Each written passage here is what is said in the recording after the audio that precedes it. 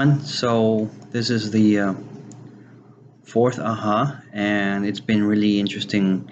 There have been really interesting readings we had this week, and the first AHA I have is connected to it sort of put together the box parenting and the parenting styles, which were the autocratic, democratic, and I think the other one was the permissive. And this really caught my attention because we never really think about our styles, our parenting styles. Not me myself yet, but I really found this to be very interesting since my youth, and I could see this how these styles were applied when I was younger, and in comparison to my brother, who unfortunately is a very he's spoiled and he's really no one in life. He was given the permissive approach, and I was more the democratic approach. And so I want to discuss is that I think Dr. Ozit makes good points regarding the permissive approach, where children do really utilize. He claims that children utilize on page 135 good judgment most of the time. So what I would like to say first about this is this really so? Is this really true? How do children who have permissive parents or a permissive style of parenting have this style? How are they?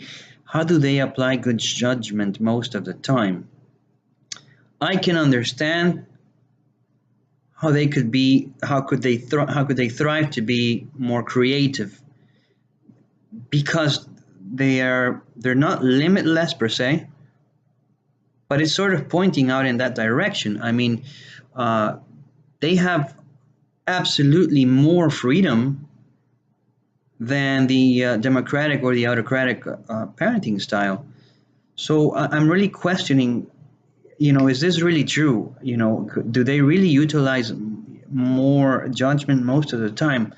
This is why I chose this as my first aha, because I have my doubts. That's what happened with my brother, and he, even up to date, he feels like he needs to demand for things, and I don't want to get more into it because he's now a grown up, and now I realize that this permissive parenting led to the way things are now in his life. I think they do encourage creative child thinking overall because of that freedom, but I think it's almost unlimited. It's clearly not unlimited, but I think it's really almost there. And in connection to that, I also realize that the parenting styles are obviously directly connected to box parenting. For me, it was something new, this box parenting style. And, part of this aha is how Dr. Ozit mentions that the ultimate or the optimum style ought to be the medium box.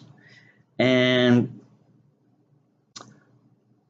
I think it's possibly true, because there's sort of a combination between, say, permissive and autocratic, so sort of in between. But where I probably disagree is that some children don't need the medium-sized box. I think it really all depends, and here's why. Because in a family of three children,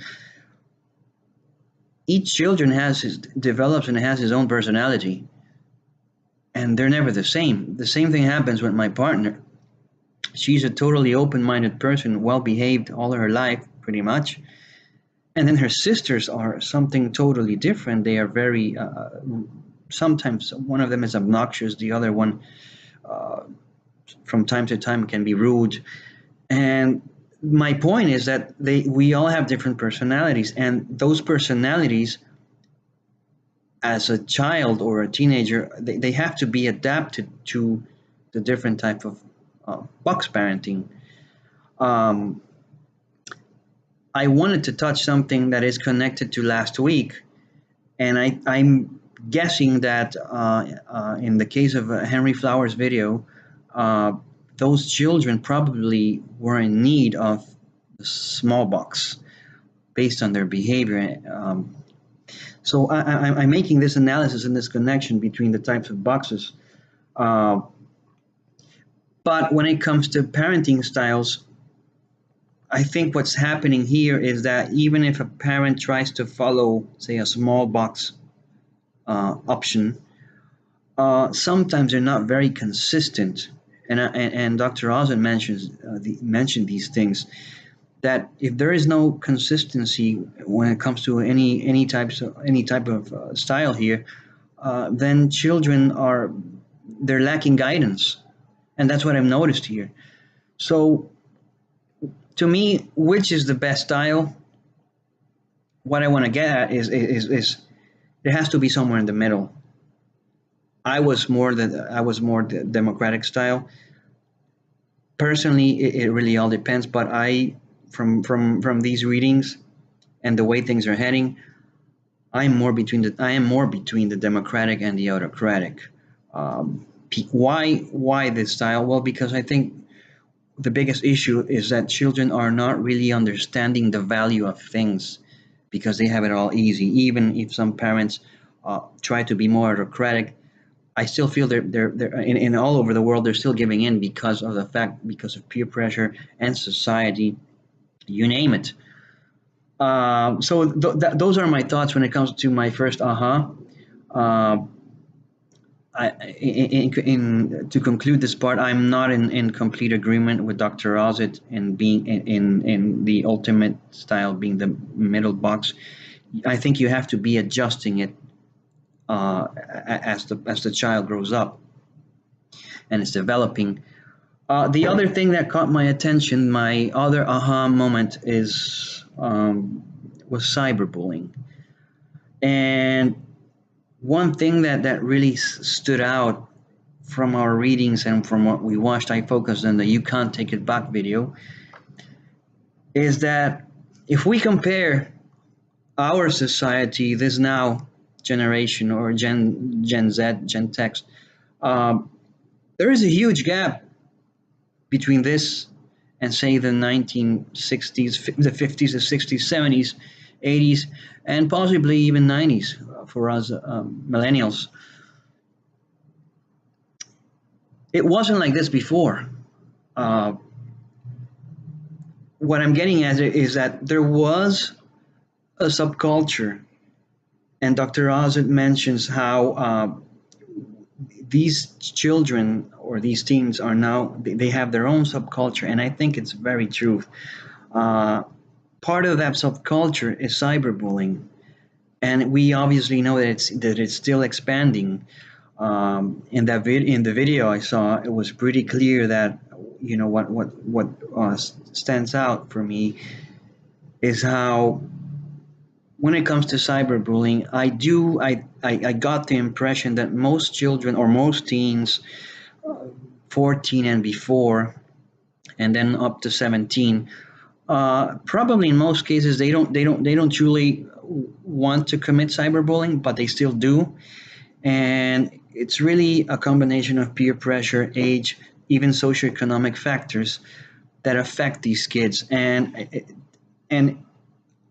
here my connection to the book is that in the case of the video, he wasn't aware about what he was doing, and in the end the whole school realized how the girls were being rated, and his friend got suspended from school. So to me, the connection with the book is that parents are not staying in the loop, as Dr. Ozit points out. They're not staying in the loop because they're not 100% aware and monitoring their children. They're simply not.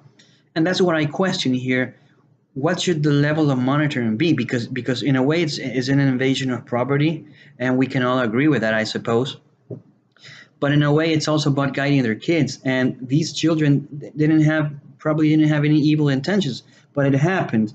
And another thing that really stood out is that some of the kids that were cyberbullied were previous victims of it. And what I gather here is that in a way it's like a chain reaction. It's something natural because they were bullied before, and like repression, they kept all those feelings inside, so they felt that it was their turn to do the same to others, which is completely wrong.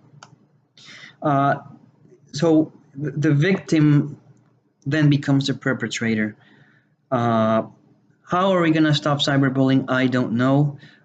Monitoring, I asked the class about surveillance, but I think it still starts from home, and it has to do with parents not staying in the loop, as Dr. Osage says.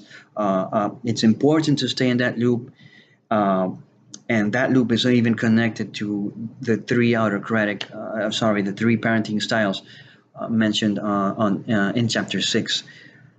That's my second aha, and I'm waiting to see what you have to say for the comments. Thank you.